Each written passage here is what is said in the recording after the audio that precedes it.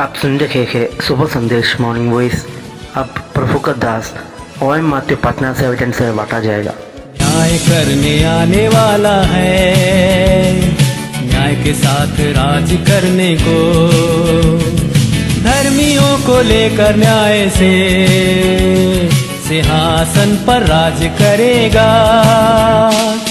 यीशु तू महान है, यीशु तू अच्छा है, यीशु तू जिंदा है, यीशु तू धन्य है, दूतों की स्तुति भी तू ही है, बुद्धि और सब ज्ञान तू ही है, राजाओं का राजा तू ही है, प्रभुओं का प्रभु तू ही है, यीशु तू महान है, यीशु तू अच्छा है, यीशु तू जिंदा है, यीशु तू धन्य है।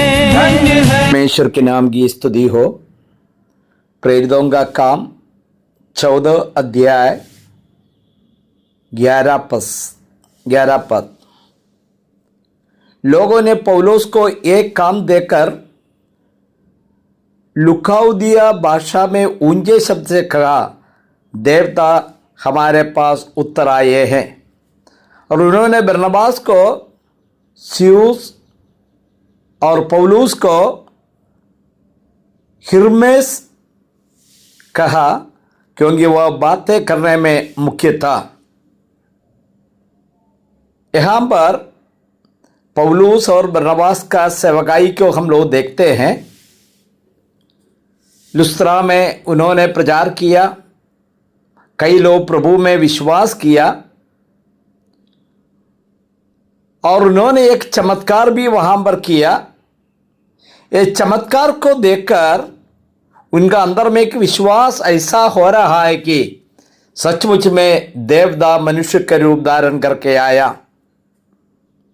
इसलिए उन लोग अपना अपना नाम वगैरह दे रहे। पौलुस को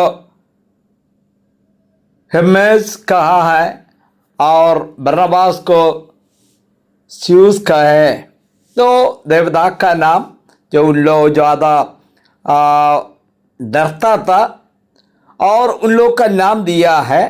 और बता रहे कि जिसका मंदिर उनके नगर के सामने था, बैल और मलाए लेकर फाटकों पर आया और भीड़ के साथ बलि देने का इरादा रखा था।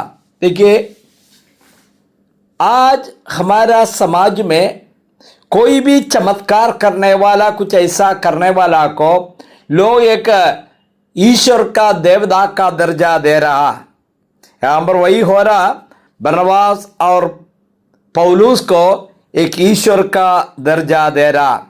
लेकिन पौलुस और बरनबास क्या किया है, उन्होंने भीड़ से अपील करता है कि पौलुस और बरनबास का पूजा करने के बजाय सच्चा परमेश्वर का पहचानने के लिए बता रहा।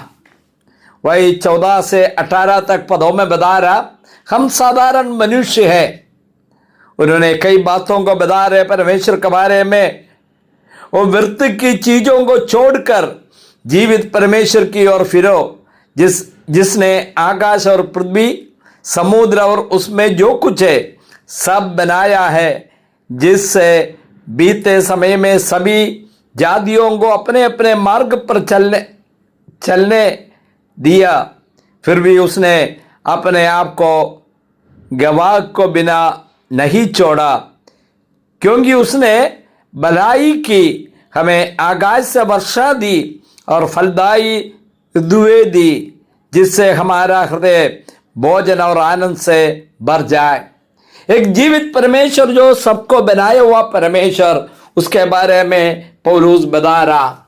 इसके बाद में क्या हो गया, उन्होंने रोक दिया कि हमें पूजा नहीं करना है। आज शांत रीति से ये बात हम कहना चाहता है। इस दुनिया में समय समय पर हम लोग देखता है कई देवता जो जन्म ले रहा और उन लोगों को लोग ईश्वर का दर्जा दे रहा। यहाँ पर पौलुस को भी बरनबास को भी एक अच्छा मौका है। हमको परमेश्वर का दर्जा मिल रहा, हर सुविधा में रह सकता है, लेकिन पौलुस जो जीवित परमेश्वर को भय मानता था, उसका प्रचार करने वाला, उन्होंने स्पष्ट रूप में बताया हमें आराधना नहीं करना। मुझे सुनने वाला भाई लोग, आज तक आप लोग इस प्रभु यीशु मसीह को नहीं जाना है तो एक बात मैं दिल का गहराई से कहना चाहता, आकाश और पृथ्वी को बनाए हुआ सच्चा जीवित परमेश्वर है प्रभु यीशु मसीह। हम लोग को समझौता करने का जो अधिकार नहीं दिया गया है। यदि भारत में इन दिनों में थोड़ा समझौता करे, मैं कई लोगों का जो मसीह कहलाने वाला नामधारी मसीह लोग हैं उनका प्रचार सुने हैं। वो क्या कहते हैं मालूम है? ईश्वर तो एक ही है, परमेश्वर तो एक ही है, अलग अलग नाम में जाना जाता।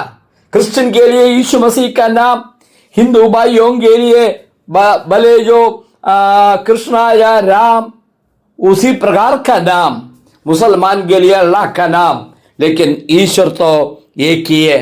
बाइबल ये बात नहीं बताता है प्यारे भाइयों, बाइबल स्पष्ट बताता है। यीशु ने खुद कहा मैं ही हूं मार्ग, सच्चाई और जीवन, मेरे बिना कोई पिता के पास नहीं जा सकता।